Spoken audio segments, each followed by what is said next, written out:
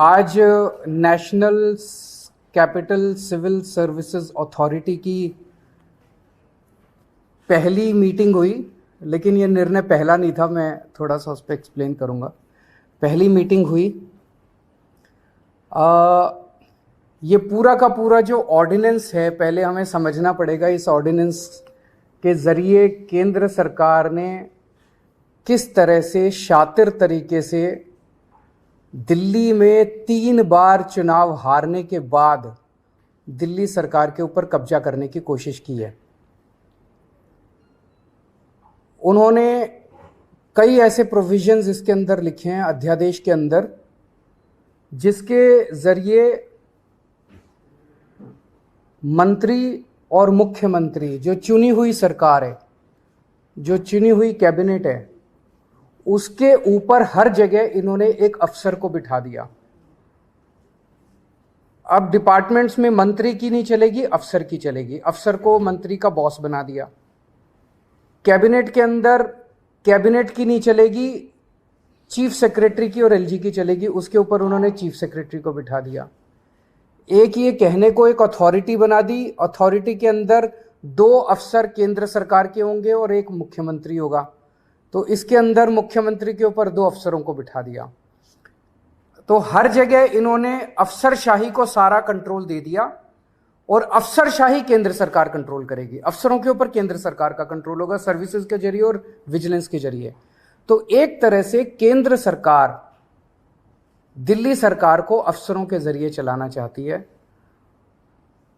हमारा देश एक जनतंत्र है, भारत एक जनतंत्र है, और संविधान, भारत का संविधान की मूल आत्मा यही है कि हम एक जनतंत्र हैं।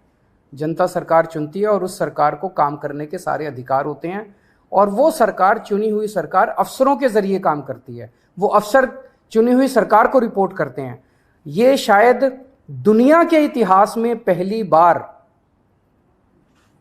भारतीय जनता पार्टी ने ऐसा षड्यंत्र रचा है कि अब अफसर जो है वो चुनी हुई सरकार के ऊपर होंगे। क्यों? क्योंकि उन अफसरों के ऊपर केंद्र सरकार का कंट्रोल है। केंद्र सरकार उन अफसरों को कंट्रोल करती है, किसी को भी ट्रांसफर कर सकती है, किसी को सस्पेंड कर सकती है। कि अफसरों के ऊपर केंद्र सरकार का कंट्रोल है और अफसर जो है वो मंत्रियों के ऊपर बैठेंगे।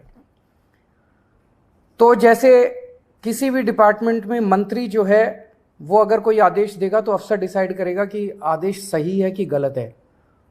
अगर अफसर को लगता है कि आदेश सही नहीं है, अगर वो, तो ये बहाना मार के कि वो अफसर आदेश सही नहीं है, वो अफसर आदेश मानने से इनकार कर सकता है। सरकार कैसे चलेगी ऐसे? हम मान लो कहते हैं कि 2 स्कूल बनाने हैं, अफसर कहते हैं नहीं, इस दिल्ली में स्कूलों की जरूरत नहीं है। अगर अफसर लिख दे फाइल पे दिल्ली में स्कूलों की जरूरत नहीं है, तो स्कूल नहीं बनेंगे।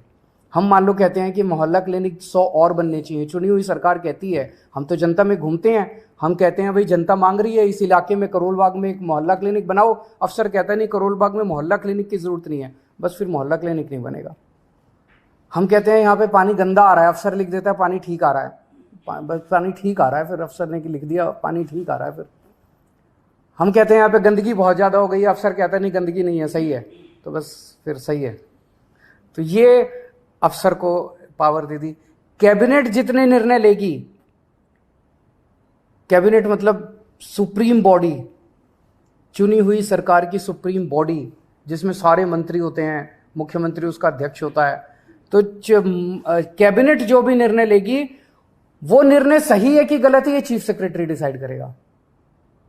तो चीफ सेक्रेटरी डिसाइड करेगा कैबिनेट ने निर्णय सही लिया कि गलत लिया, और फिर वो एलजी को रिकमेंड करेगा। एलजी उस पे कैबिनेट के किसी भी निर्णय को पलट सकता है। ये तो संविधान में भी नहीं दे रखा कि एलजी किसी भी निर्णय को पलट सकता है। इन्होंने नया एक संविधान बदल दिया, और ये अथॉरिटी बनाई है कि अथॉरिटी के अंदर मुख्यमंत्री बैठेगा, मुख्यमंत्री के सर पे 2 अफसर बैठेंगे।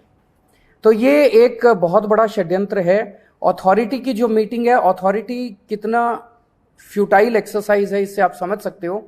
ये पहली मीटिंग हुई, इसके पहले एक फाइल आई मेरे पास 15 दिन पहले, लास्ट वीक ऑफ मई में। उस फाइल में वो एक ऑफिसर को सस्पेंड करना चाहते थे। उसको फाइल को पढ़ने के बाद मेरी 3-4 क्वेरीज थी, क्लैरिफिकेशंस थे। तो मैंने फाइल पे लिखा कि ये 3-4 मेरे क्लैरिफिकेशंस हैं और इनका जवाब दिया जाए। उसके बाद मैं बताऊंगा कि मीटिंग किस दिन होगी, कितने बजे होगी और कहाँ होगी। वो 3 या 4 क्लैरिफिकेशंस क्वेश्चंस मैंने लिख के फाइल पे भेजे, वो फाइल मेरे पास फिर वापस नहीं आई, वो फाइल सीधे एलजी के पास चली गई और उस फाइल पे लिखा गया कि अथॉरिटी के 3 मेंबर में से 2 मेंबर्स की सहमति हो गई है, 1 मेंबर की सहमति नहीं है, इसीलिए इसको अप्रूव कर। तो वो तो हमेशा ही उन दोनों की सहमति है, वो तो दोनों केंद्र सरकार के ऑफिसर्स हैं और मैं ही उसमें अकेला हूं। तो मतलब मैं अगर कोई उस मीटिंग के अंदर क्वेरी भी करता हूं, क्लैरिफिकेशन भी मांगता हूं, तो मेरी क्लैरिफिकेशन के जवाब भी देने की जरूरत नहीं है। तो वो एलजी साहब के पास उन्होंने फाइल भेजी, एलजी साहब ने लिख दिया कि ऑफिसर को सस्पेंड कर दिया जाए, ऑफिसर को सस्पेंड कर दिया गया। मेरे पास ना ऊपर जाते टाइम फाइल आई ना नीचे जाते टाइम फाइल आई, मेरे पास तो जब फाइल आई मैंने उस पर क्वेरी रेज की और क्वेरी के बिना जवाब दिए उन्होंने एलजी से अप्रूवल। फिर अथॉरिटी की जरूरत क्या यार? तो ये दिखाता है ये सारी चीजें हम सुप्रीम कोर्ट लेके जाएंगे और हमें पूरी उम्मीद है, सुप्रीम कोर्ट से भी उम्मीद है और सारी पार्टियों से भी उम्मीद है कि अगर सुप्रीम कोर्ट में भी मिलेगी, राहत मिलेगी और अगर राज्यसभा में, संसद में बिल आता है तो उसको जीतने नहीं देंगे इस मुख्यमंत्री की। और मैं इतने इस बात से आश्चर्यचकित हूं कि बड़े बड़े नेता जिसके पास केजरीवाल जा रहे हैं वो यूनियन टेरिटरी और राज्य का मतलब ही नहीं समझते हैं भाई, अंतर ही नहीं समझते। ये तो समझे आप कि यूनियन टेरिटरी को वो अधिकार नहीं है जो पूरे राज्य को है। जो व्यवस्था आज है दिल्ली में, और इसमें मैं ऑर्डिनेंस का समर्थन करता हूं क्योंकि मुझे लगता है ठीक तरीके से सुप्रीम कोर्ट ने ऑर्डिनेंस की दिल्ली की व्यवस्था को नहीं पढ़ा था। लेकिन याद रखिए सुप्रीम कोर्ट ने भी यह कहा कि अगर आपको कानून में बदलाव करना है और सर्विसेज को रखना है तो आप कानून के तौर पर उसको बाय लॉ ले आइए, और वही भारत सरकार ने किया है। तो जितने भी विपक्ष के नेता इस समय इनके साथ खड़े हैं, मैं उनसे आग्रह करूंगा कि दिल्ली की व्यवस्था और राज्यों जैसी नहीं है। और एक जो झूठ फैला रहा है ना केजरीवाल की, कल को छत्तीसगढ़ या राजस्थान के भी अधिकार ले लेंगे, भाई बेवकूफी की बात करो यार। वो तो संविधान में लिखा हुआ है क्या उनके अधिकार हैं। दिल्ली में जो संविधान में अधिकार थे वो यूनियन टेरिटरी के थे, उसके बाद उन अधिकारों को तमाम कॉन्स्टिट्यूशनल अमेंडमेंट करके चेंज किया गया है। उसी की ये रीइंटरप्रिटेशन है। जो स्टेट छत्तीसगढ़ या राजस्थान की हालत है वो दिल्ली की नहीं है। एक बार फिर यही केजरीवाल महाझूठ बोल के अपनी जान बचाने के लिए, अपनी गर्दन बचाने के लिए एक भ्रम फैला रहा है। अब तो दिल्ली सिर्फ दिल्ली वालों की नहीं है, देश के हर नागरिक का है। लेकिन केजरीवाल तो उन्हीं पार्टी से समर्थन मांग रहे हैं जो विपक्षी पार्टियां हैं। कांग्रेस से भी समर्थन मांगा है, वो डीएमके से, स्टालिन साहब से। ये तो और कहां से समर्थन मांगेंगे भाई, कहां से समर्थन मांगेंगे? जिनके कारण ये पले बड़े हुए, जिस पार्टी ने इनको धन संपत्ति दी, इतना बड़ा बनाया, आज उनके साथ उनकी नहीं बन रही है। क्योंकि दिक्कत केजरीवाल की क्या है कि केजरीवाल हर उस थाली में छेद करता है जहां से उसको भोजन मिलता है, हर उस व्यक्ति को धोखा देता है जिसने उसकी मदद की है, हर उस व्यक्ति को ही प्रताड़ित करता है जो उसका दोस्त या यार रहा। जब बीजेपी को उसको लगा कि अभी मुझे बीजेपी की जरूरत नहीं है, मैं खुद प्रधानमंत्री बनना चाहता हूं, तो बीजेपी को लगा कि यार ये तो हमारी ग्रुप बी पार्टी है, ये कहीं ना कहीं उछल कूद करने लगती है, तो ये इनके बीच में बखराव हुआ। बाकी ये ऑपरेशन के पास जाए नहीं जाए, देखिए एक बात तय हो गई है। आप देखिए इसने सबसे पहला काम क्या किया, जैसे ही सुप्रीम कोर्ट का जजमेंट आया, विजिलेंस के आदमी को बदला। क्यों भाई, विजिलेंस क्यों, बाकी क्यों नहीं? क्योंकि मालूम था विजिलेंस वाला आपके ऊपर, फाइलों के ऊपर बैठा हुआ है। और रात को जो बात आई कि दरवाजे खुले विजिलेंस विभाग के और फाइलें गायब हो गई, तो फाइलें कौन सी गायब हुई? कौन सी फाइलें गायब हुई? शिक्षा विभाग की फाइलें गायब हुई क्या? हेल्थ डिपार्टमेंट की फाइलें गायब हुई क्या? वही फाइलें गायब हुई जो इनके आलीशान जो ये 100-150 करोड़ का घर है उसकी, और शराब घोटाले की।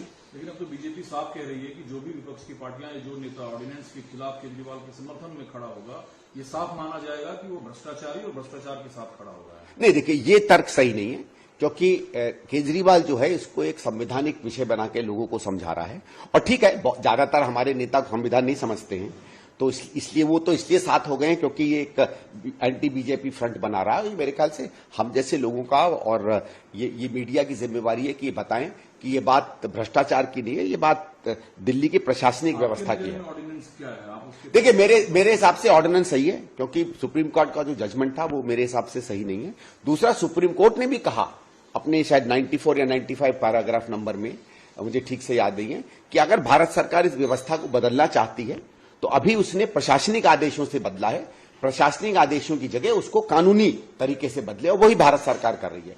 तो वो खिड़की भी सुप्रीम कोर्ट ने खोली है। ये बात केजरीवाल तो सुनेगा नहीं, क्योंकि केजरीवाल को मालूम है कि अगर विजिलेंस डिपार्टमेंट उसके पास नहीं आया और उसने अपने भ्रष्टाचार के जितने सबूत विजिलेंस डिपार्टमेंट में हैं उसको वहां से निकाल के जलाए नहीं, तो अब समय दूर नहीं है जब ये कम से कम 8-10 साल के लिए अंदर जाएगा। लेकिन केजरीवाल साहब ने तो अपील कर डाली कि विपक्ष तय करे कि उन्हें नरेंद्र मोदी के साथ खड़ा होना है या दिल्ली की जनता के साथ। नहीं देखिए साहब, ऐसा है, पहली चीज तो दिल्ली की जनता को भ्रष्ट मत बताओ। हाँ, खुद भ्रष्ट हो, खुद भ्रष्टाचार करते हो, शराब में तुम पैसा बना रहे हो, एफबीयू यूनिट में पैसा बना रहे हो, अपने घर में पैसा बना रहे हो, बसों में पैसा बना रहे हो, स्कूल के कब्रों में पैसा बना रहे हो, कोविड में तुमने पैसा बनाया, इश्तहारबाजी में तुम पैसा बना रहे हो, हर जगह तुम पैसा बना रहे हो और दुहाई दे रहे हो। देखो ये तो सब लोग पहले, ये पुरानी तौर तरीका, ये नया थोड़ी है भाई कि जब अपने पे पड़े तो बड़ी बड़ी चीजों को इधर उधर दिखाने लगो। ये आज क्या है? ये तो जाने का डर सता रहा है। डर क्या, उनको मालूम है जेल जाएगा, उसमें डर क्या है? उसको पता भाई, देखो जो भ्रष्टाचारी होता है, जो दुराचारी होता है, जो पापी होता है, उसको पता होता है उसने क्या पाप किया है, इसलिए सबसे ज्यादा वो डरता है। आपने कभी हम पर 2G का इल्जाम लगा, हम पर कॉमनवेल्थ का इल्जाम लगा, हम पर कोयले का इल्जाम लगा, कभी इस तरीके से कांग्रेस के किसी नेता को परेशान होते घूमते देखा? कभी देखा आपने? शीला जी पे 1000 इल्जाम लगे, कभी लगा आपको कि उनका जरा